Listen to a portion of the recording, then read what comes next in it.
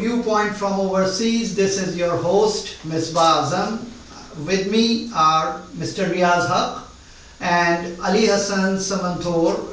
Samantor is still joining us from Skype. Ladies and gentlemen, you have been following the news in Pakistan. There was a case litigation going on against the Prime Minister, the alleged corruption cases in 90s in Supreme Court, and 20th of this month, just a day before yesterday, actually yesterday, the verdict was announced.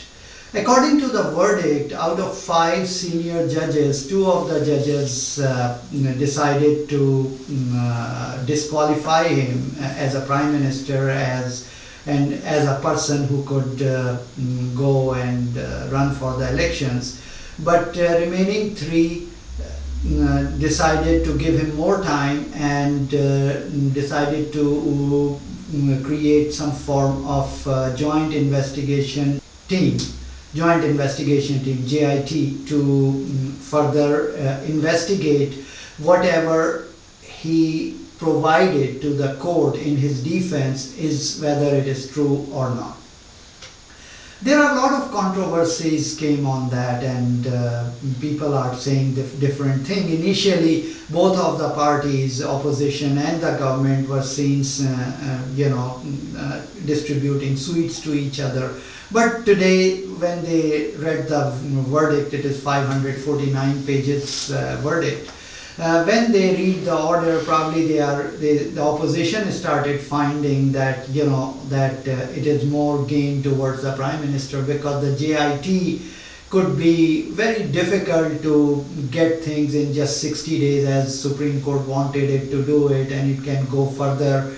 And there are a lot of other issues we will discuss related to this topic.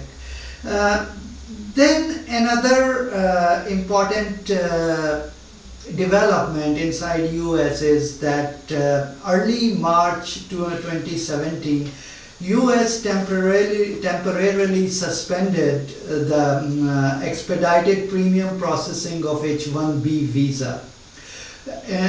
India was one of the biggest beneficiary of this visa process, and US told India that H1B visas are not their priority, and at least for now. But the Indian media is now talking about it, and they believe that this H1B visa issue may be the potential roadblock between the enhancing relations of India and US. So we will talk about it. Interestingly, Japan is coming up in 1 or 2 years, and the new law according to which that it will allow the skilled professionals to have the permanent residency, and Japan kind of offered India that they will give this kind of permanent residency to Indian IT professionals. Another development happened also, which is in US and Pakistan grounds, that suddenly there was an unannounced visit paid by Dr. McMaster, who is the National Security Advisor for President Donald Trump. He met with Prime Minister, the advisor for the foreign affairs, Mr. Sartaj Aziz, who was assisted by Mr. Tariq Fatmi, and the National Security Advisor, Lieutenant General Nasir Khan Janjua. There are interesting talks going on between them. At one hand, Dr. McMaster assured Pakistan that the US administration is committed to strengthening the ties with Pakistan. At the other hand, before arriving in Pakistan, while he was talking to Tolo News agency in Afghanistan, Dr. McMaster said that as all of us have hoped for many years, we have hoped that Pakistani leadership will understand that it is in their interest to go after those groups less selectively than they have in past. So I will talk to my panelists and ask their opinions. Also, there is a new budget proposal announced last month, which is the $1.11 trillion budget, in which almost 28% of foreign aid is reduced there, and there is a there is a belief that the State Department will cut short because of that, and the first casualty may be that the office of the Special Representative for FPAC, which may be dissolved, which will further complicate the relations between US and Pakistan. So I will start with Mr. Riaz Haq. Riaz, what happened to Mr. Sharif? What do you think, how things will go in future? Do you think he can survive until the next elections, and how you see the general overall situation? I think the best way to describe the verdict is that the Prime Minister, Mr. Nawaz Sharif, dodged the bullet for now. Okay. But it appears to be a temporary reprieve. There is still a sword hanging on his head with the JIT, which is Joint Investigation Team that has been set up to further investigate this case. None of the 5 judges bought Mr. Sharif's and his family's explanations of how the money got to, buy these flats. Where did that come from? Because they offered several conflicting explanations for the source of funds. First, they talked about, Gulf Steel, which they started in United Arab Emirates, that money was used. Then they mentioned the money came from Jeddah, another steel mill. And then finally they came up with this letter from the Qatari prince that the money came from Qatar. But they weren't able to document any of it. When you have these kinds of investments and money movement, there's usually some money trail, but none of that existed. So none of the 5 judges bought the story. However, only 2 of them said that this alone constitutes a lie, and therefore they are no longer Sadiq and Amin, which is a requirement in Article 62 and 63 of the Constitution. Sadiq means truthful, and Amin means trustworthy. He is neither truthful nor trustworthy enough to have that high office.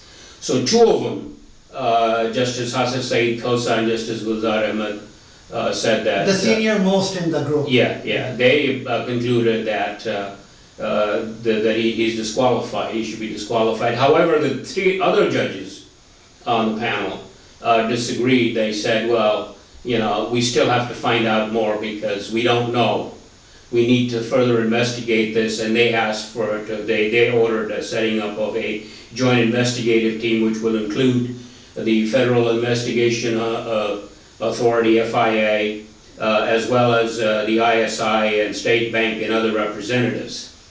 The question that is still hanging in the air is whether or not the people that are on this will be on this GIT, whether they have the independence or the skill set necessary. That's correct. To investigate something like this. Independence in the sense that some of them work directly for Prime Minister Nawaz Sharif, while others work for the military, and whether or not they will influence the outcome of this investigation, and the skills in the sense that these are white-collar crimes. There's a lot of forensic accounting and forensic auditing capacity that is required to investigate these things, to follow the money trail. As an example, the United States Federal Bureau of Investigation has both the independence and the skill set to do these things. FBI is currently investigating the president of this country, United States, Mr. Trump. Yes. At the same time, 15% of the FBI agents are forensic accountants. They have that training to be able to investigate these crimes, white-collar crimes, and pursue people who illegally move money around. Yeah.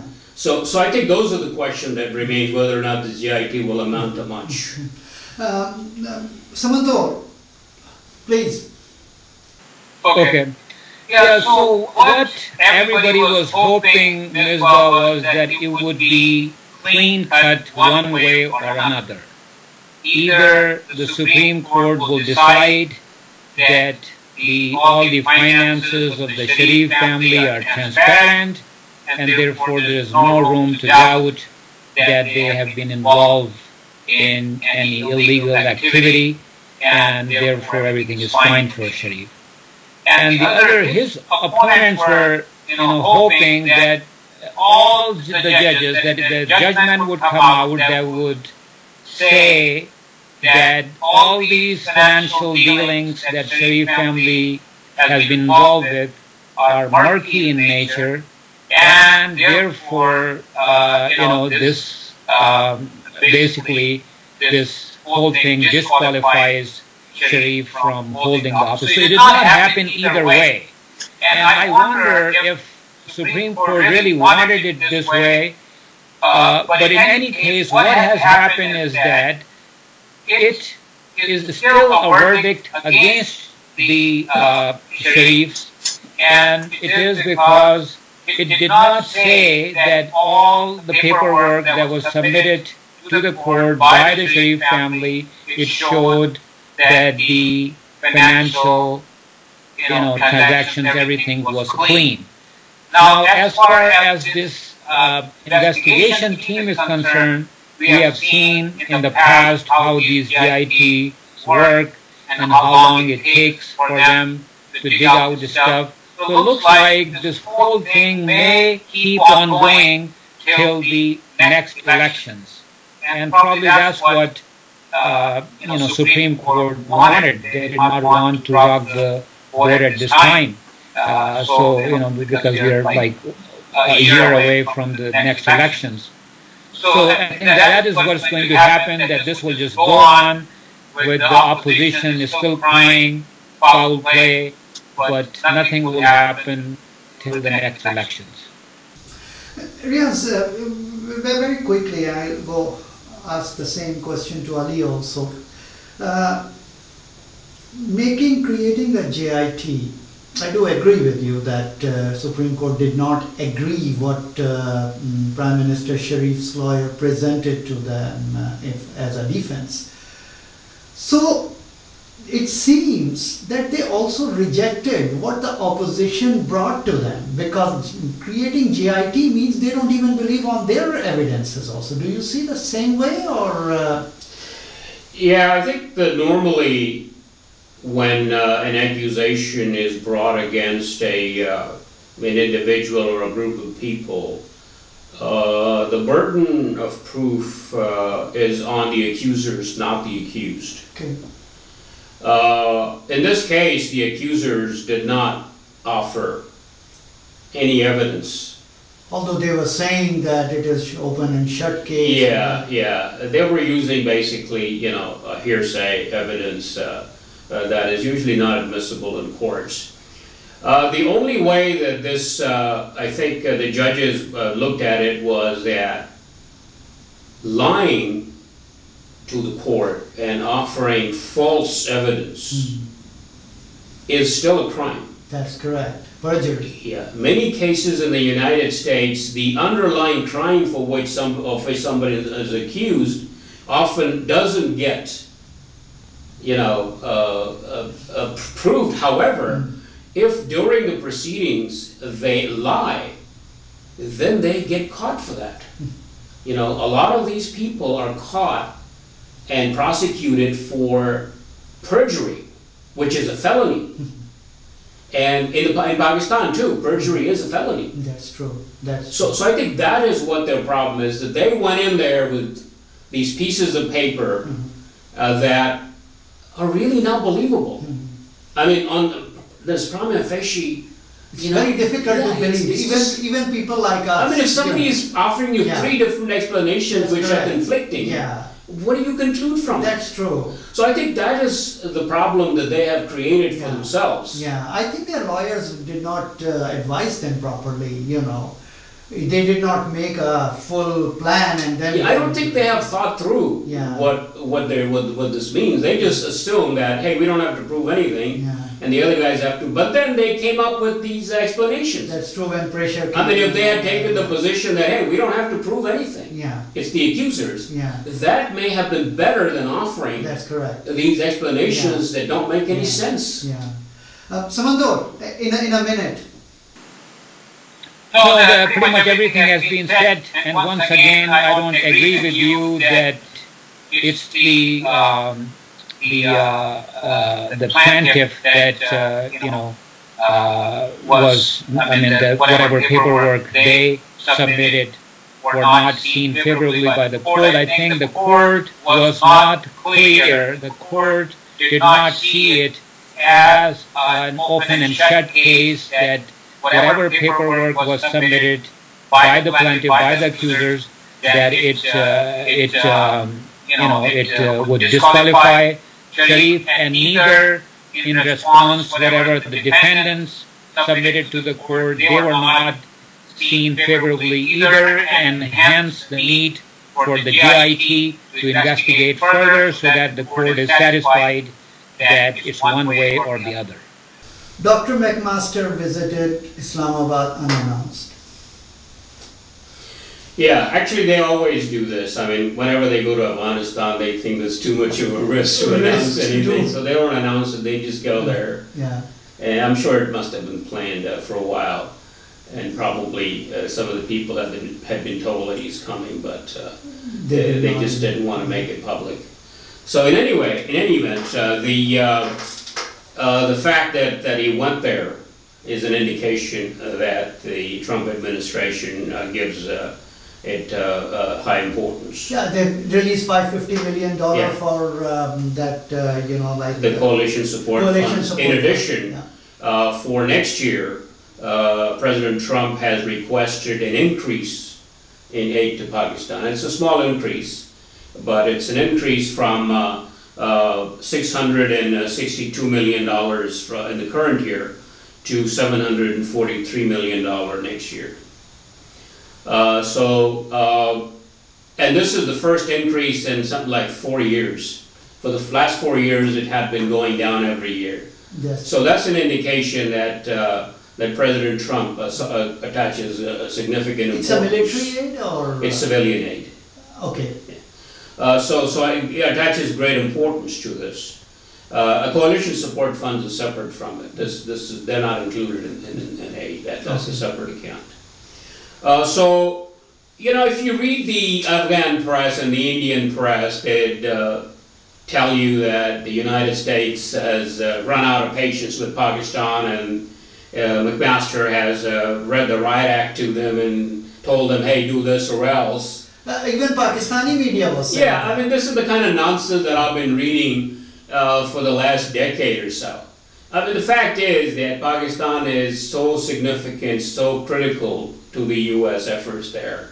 They're not going to talk to Pakistan like that. They'll ask for help. They'll say, well, we think your help is very important and we need it. But they're not, they can't risk losing Pakistan as an ally. Like General John Nicholson said. I mean, they can say all sorts of things. The public statements you can forget about. But privately, they would never do this kind of thing. They know that it's a very huge, it'll be a huge setback, particularly now that the Taliban are resurgent and the ISIS is resurgent. I mean, just today, for example, you know what happened in western Afghanistan, in Mazar-e-Sharif. The Taliban attacked a one base and they killed like 72 soldiers. So they need Pakistan's help. So they're going to continue to work with Pakistan. They would rather have some cooperation than no cooperation. I mean, that's the bottom line for the United States. Ali? Yeah, I don't think I agree with this idea that somehow Pakistan is so indispensable for the U.S. interest in that region that Pakistan, the U.S. needs to have Pakistan by its side. I think that this all depends on the Pakistan performance, because in the end, what the U.S. wants at this time is a stable Afghanistan. And the way things are going, the way the Afghan government is complaining, it looks like Afghanistan is becoming more and more unstable. And a lot of fingers are being pointed at Pakistan, and people talk about the groups which are doing these kind of activities in Afghanistan to have contacts with the Pakistani establishment, which I doubt at this point. But at least this is what the perception is, and a lot of time perception is the reality. So Pakistan really needs to work hard to shed this perception, to come out clean that Pakistan is not involved, that Pakistan is not supporting any of those groups. But I agree that nothing in a short time is going to happen. Still, it is in the benefit of Pakistan to make sure that any group that is causing problems in Afghanistan does not take refuge within the borders of Pakistan. So let's move to our last topic, ladies and gentlemen. Riaza, what is going on with this visa issue? Do you really see it that H1, because India was the biggest, among the biggest beneficiaries. Okay, biggest beneficiary of H1B visa. Something like 80% of the 85,000 visas every year go to India. So how you see all that? Would it tense the relation between India and US? Because India was very hopeful after Mr. Trump came. Yeah, so it's interesting, this week President Trump signed an executive order that he called, part of his campaign to, push Buy American and Hire American. And as part of that, he has tightened H1B visa requirements. Now, if you know that, the fact that there has been some serious issues recently, there have been two very high-profile cases. One was at UCSF, and the other as at Disney Studios, where they fired a bunch of Americans and replaced them with H1B visa holders from India. Okay. And it was not because they needed, more advanced technology or so they couldn't find local people. They replaced them to save money. Could they take... the H1B visa holders, for example, today, they only have to pay them $60,000. Whereas the salaries studio in Florida or in... I'm not sure where, but regardless of where, in the United States, salaries are much higher. That's true. Yeah, it's like, 100, in Silicon Valley, it's at least 120,000. That's right. In other parts of the country, it might be 100,000 or more, so that's a significant saving. So originally, the program for H1B was designed to plug gaps where they needed people in technology field and they couldn't find Americans. It was for that purpose, not to fire Americans who were already working and replace them with foreign workers. So that is what's driving this at the moment. Now the Indians are obviously very unhappy. And the reason they're unhappy is because what they call IT exports, a very significant amount, like 80% of those exports are essentially made up of H1B visa, H1B temporary worker salaries. They count them as IT exports. And not only for the first year, the rules, the IMF rules allow for the first year a temporary worker salary to be included in as IT export, but they cumulatively add, like all the Indians who have come here in the last 10 years and they're still here, they continue to cumulatively add their salaries, show them as there was about a few years ago, about 10 years ago, US Senate saw that there was a big discrepancy between what Indians claim as their exports to the IT exports to the United States and what the US reported as IT imports from India. And it was like a 20x difference. Wow. So they asked the General Accounting Office to investigate, and this is what the General Accounting Office found out, that we don't count H1B visa holder salaries as exports and Indians do. So that makes a huge difference in terms of what they consider exports and what we consider imports. So it's going to have a big impact. Now, Indians are very upset. The Indian Trade Minister, for example, has spoken out, and she said that, we're going to retaliate if America, goes through with this tightening of the regulations. But their problem is that it's not just the United States. Australia is doing the same. New Zealand has just implemented similar rules that they're going to tighten requirements because they have these issues in their own countries. So that's what's going on. Yeah, but maybe Japan would not do it. I don't know. I mean, Japan hasn't done anything yet, so we don't know. And we're talking about today, right now, this moment. That's correct. They are expecting 1 or 2 years this law. Yeah, and even then, you don't know how many they're going to take. That's correct. I mean, Japanese society is not very accepting of foreigners. This is not very foreigner-savvy society. Samanto. Yeah. For a long time, the world economy has been going in this direction of globalization and take the brilliant minds from wherever you can and get the job done. Now this whole thing is going through a disruption under Trump. And I see it as a blessing in disguise for India and other countries, because they get to keep their brilliant people within their country.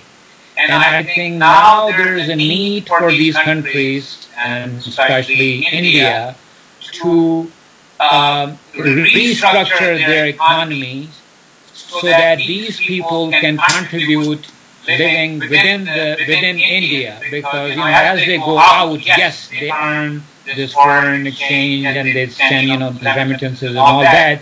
But still, if these people within the country, if they can contribute to the GDP, I think that would be a much better thing for these countries. So I see it not as a bad thing for India. I see it as a positive thing for India in the long run. Riaz, I want to come back a little bit, just ask you one question, and we have only 2 minutes, so you take 1 minute and I will have ask questions same. I want to go back to Prime Minister's verdict. Justice Khosa used Honoré de Balzac's quote, saying behind every great future there is a crime. There's fortune. Every great fortune there is a crime. Thanks. There is a crime if it cannot be explained.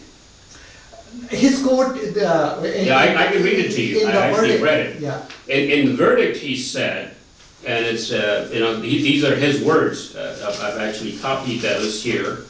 He said, was Honoré de Balzac may after all be right when he had said that behind every great fortune for which one is at a loss to account, there is a crime.